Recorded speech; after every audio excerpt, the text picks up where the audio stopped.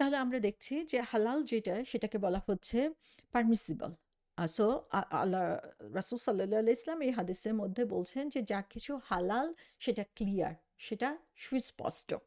So যে আল্লাহ সুবহানাহু ওয়া তাআলা আমাদের জন্য এস্টাবলিশ করে দিয়েছেন যে জিনিসগুলা হচ্ছে আমাদের জন্য হালাল করা হয়েছে, এবং এই হালাল জিনিসগুলো হচ্ছে আমাদের প্রতিদিনের জীবনকে কাভার করে, আমাদের খাবার, ট্রান্সাকশন, আমাদের ডেইলি লাইফ, সেগুলো হচ্ছে সমস্ত কিছুর মধ্যে এগুলো ইনভলভড, এবং যতক্ষণ পর্যন্ত না কোরআন হাদিস দিয়ে নিষিদ্ধ প্রমাণিত হচ্ছে ততক্ষণ পর্যন্ত ম্যাক্সিমাম জিনিসই হচ্ছে আমাদের জন্য হালাল। এবং এই হালালের মাধ্যমে আমরা কি করি যে আমাদের ডেইলি লাইফ হোক অথবা আমাদের আম, আদান প্রদান বা বেচা কেনা যে কোনো জিনিসের মধ্যেই হোক না কেন, খাবারের মধ্যে হোক, আমরা আসলে আল্লাহ সুবহানাহু তাআলার সাথে আমাদের সম্পর্কটাকে এখানে মজবুত করছি, যে আমরা ইসলামকে বুঝি, ইসলামের বিধিনিষেধ বুঝি, এবং তার মাধ্যমে আল্লাহর সাথে আমাদের সম্পর্ককে উন্নয়ন করছি এবং আমাদের কমিউনিটিকে ইমপ্রুভ করছি। সো আল্লাহ এবং রাসূল সাল্লাল্লাহু আলাইহি ইসলাম সুস্পষ্টভাবে আমাদেরকে জানিয়ে দিয়েছেন কোন জিনিসগুলো আমাদের জন্য অ্যালাউড এবং এগুলোর ব্যাপারে কোনো সন্দেহ নাই। সেগুলো আমরা কোরআন এবং হাদিসের মধ্যে জানতে পারি, এবং আমরা দেখি যে আমাদের জীবনের 90% জিনিসই আল্লাহ সুবহানাহু ওয়া তাআলা হালাল করে দিয়েছেন, যেই জিনিসগুলো সুস্পষ্টভাবে বলে দেওয়াও আছে।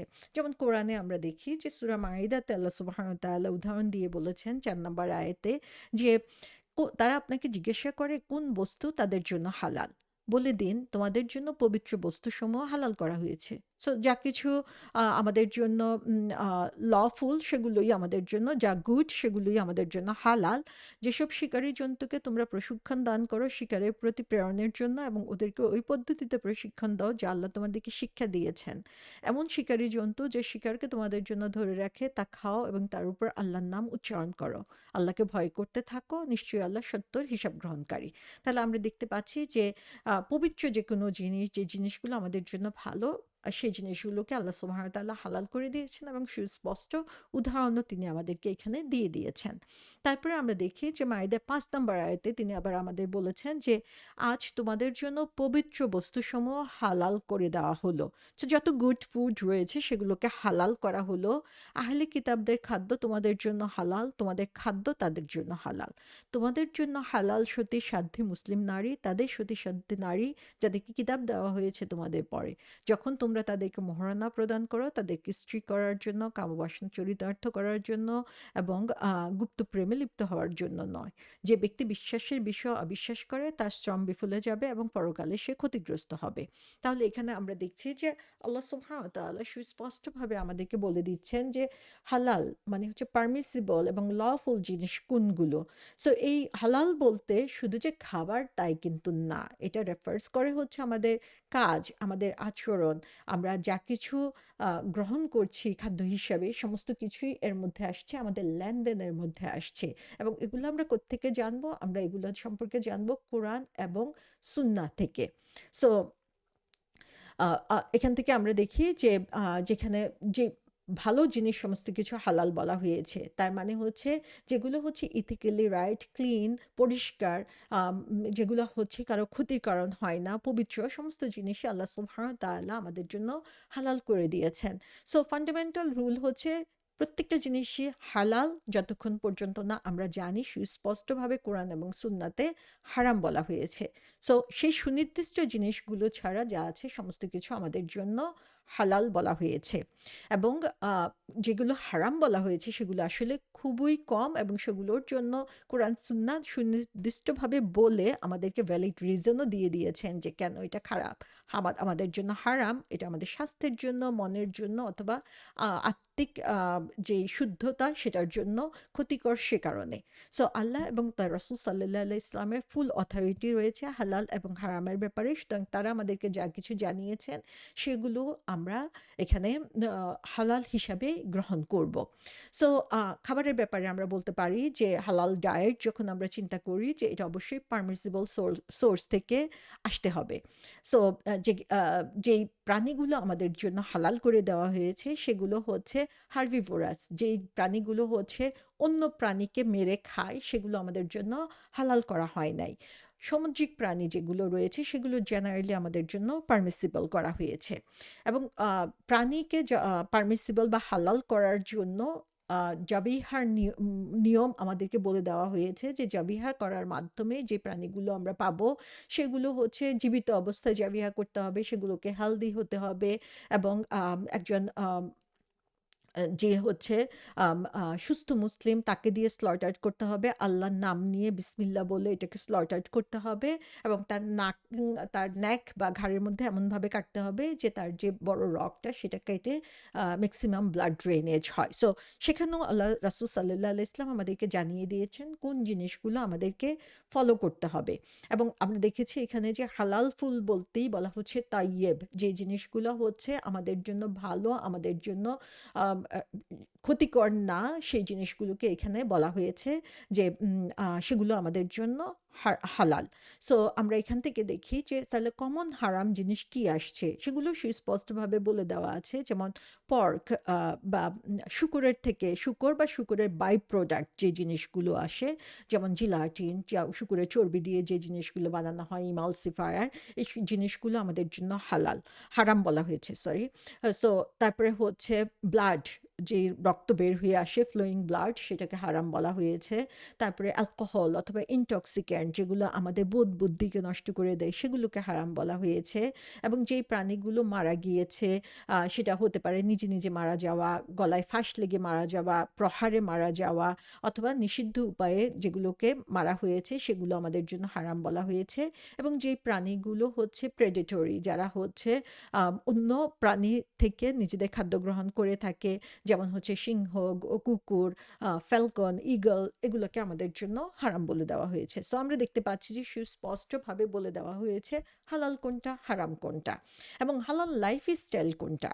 সেটা হচ্ছে যে আমরা যখন কোনো ট্রানজ্যাকশন অথবা বিজনেস করব, যেটা হচ্ছে ইথিক্যালি রাইট, যেটা জাস্টিস রয়েছে, যেটা ট্রান্সপারেন্ট, সুস্পষ্ট, অনেস্টি, যেখানে রিবা নেই, যেখানে কোনো ধরনের ধোঁকাবাজি নেই, সেটা আমাদের জন্য হালাল। তারপরে হচ্ছে আমাদের ইন্টেনশন হচ্ছে এখানে খুবই ইম্পর্টেন্ট একটা জিনিস, যে জিনিসগুলো আমরা খাচ্ছি সেগুলো আল্লাহ সুবহানাহু ওয়া তাআলার জন্য খাচ্ছি কিনা, বা যে কাজগুলো আমরা করছি সেটাকে হালাল করতে হলে অবশ্যই ইন্টেনশনটাও গুরুত্বপূর্ণ। তাহলে সুস্পষ্ট হালাল কি, সব জিনিসই হালাল যতক্ষণ পর্যন্ত আমরা জানি হারাম কি। তারপরে হারামের ব্যাপারে বলে দেওয়া হয়েছে যে যে যা কিছু হারাম সেটাও হচ্ছে বাইয়েনা, সেটাও হচ্ছে ক্লিয়ার। সো অলরেডি সেগুলো বলে দেওয়া হয়েছে যে কোন জিনিসগুলো আমাদের জন্য হারাম। সো ড্রাগস হারাম, অ্যালকোহল হারাম, হারাম খাবার হারাম, তারপরে হচ্ছে জুলুম করা হারাম, অন্যের জিনিস চুরি করে নেওয়া হারাম। সো যা কিছু হচ্ছে ফাওয়াহিশ, যেই জিনিসগুলো হচ্ছে আমাদের ডিজায়ার বা আকাঙ্ক্ষাকে চরিতার্থ করার জন্য অন্যায়ভাবে করা হয়, ফাওয়াহিশ বলতে তাই বোঝানো হয় যে ওপেন সিন, সে ধরনের কাজগুলোকে হারাম করে দেওয়া হয়েছে। সো যেই কাজগুলো আল্লাহ সুবহানাহু ওয়া তাআলার রাগ অথবা শাস্তির কথা নির্ধারণ করা হয়েছে, এই সমস্ত কিছুই আমাদের জন্য হারাম, ক্লিয়ারলি সেটা কোরআনে এবং হাদিসে উল্লেখ করে দেওয়া হয়েছে।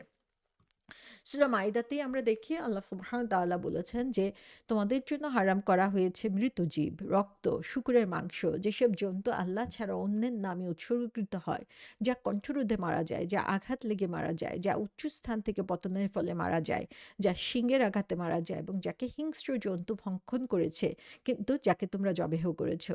যে জন্তু যজ্ঞবেদীতে জবেহ করা হয়, যা ভাগ্য নির্ধারক স্বর দ্বারা বন্টন করা হয়, এসব গুনাহের কাজ। আজ কাফিররা তোমাদের দিন থেকে নিরাশ হয়ে গিয়েছে, অতএব তাদেরকে ভয় করো না, বরং আমাকে ভয় করো। আজ আমি তোমাদের জন্য তোমাদের দিনকে পূর্ণাঙ্গ করে দিলাম, তোমাদের প্রতি আমার অবদান সম্পূর্ণ করে দিলাম এবং ইসলামকে তোমাদের জন্য দিন হিসাবে পছন্দ করলাম। অতএব যে ব্যক্তি তীব্র ক্ষুধায় কাতর হয়ে পড়ে কিন্তু কোনো গুনাহের প্রতি প্রবণতা না থাকে, তবে নিশ্চয়ই আল্লাহ তাআলা ক্ষমাশীল। লাস্ট সেন্টেন্সটা খুবই ইন্টারেস্টিং একটা সেন্টেন্স। আল্লাহ সুবহানাহু ওয়া তাআলা আমাদেরকে হালাল কি বলে দিয়েছেন, হারাম কি সুনির্দিষ্ট করে বলে দিয়েছেন। কিন্তু আল্লাহ সুবহানাহু ওয়া তাআলা এখানে আবার বলেছেন যে, যে তীব্র ক্ষুধায় কাতর হয়ে পড়ে। এটা এমন না যে একবেলা খাইনি সেজন্য খিদা লেগেছে। বরং এমন ক্ষুধা যার মাধ্যমে হচ্ছে আমি যদি এই মুহূর্তে কোনো খাবার না পাই, পানীয় না পাই, তাহলে আমি মারা যাব উইদিন মিনিটস। সেরকম অবস্থাতে আল্লাহ সুবহানাহু ওয়া তাআলা যে জিনিসগুলো এখানে বেসিক্যালি হারাম বলা হয়েছে, সেই জিনিসগুলো আমাদের জন্য হচ্ছে আম খাওয়ার তিনি অনুমতি দিয়ে দিয়েছেন। কিন্তু ইনটেনশন থাকতে হবে যে শুধুমাত্র আমার জীবন ধারণের জন্য যতটুকু দরকার এতটুকুই, এবং আমি জানি এটা আল্লাহ আমার জন্য নিষিদ্ধ করেছিল। আমি শুধুমাত্র জীবন বাঁচানোর জন্য এটা খাচ্ছি। আল্লাহ সুবহানাহু ওয়া তাআলা ক্ষমাশীল। যে কত সুন্দর আমাদের দিন, আমাদের ধর্ম, যে আল্লাহ সুবহানাহু ওয়া তাআলা প্রত্যেকটা জিনিস আমাদেরকে সুস্পষ্টভাবে জানিয়ে দিয়েছেন। তিনি আমাদেরকে এজন্যই সুস্পষ্টভাবে জানিয়ে দিয়েছেন যেন আমাদের মধ্যে কোনো ধরনের কনফিউশন না থাকে। কিন্তু আমরা যদি আমাদের পার্সোনাল লাইফের দিকে তাকাই তাহলে দেখব কি? আমাদের জীবনে শুরু থেকে শেষ পর্যন্ত আমরা শুধু হারামটাই দেখতে পাচ্ছি। অথচ 90% জিনিস হালাল, সেটার ব্যাপারে আমরা শুকরিয়া আদায় করছি না।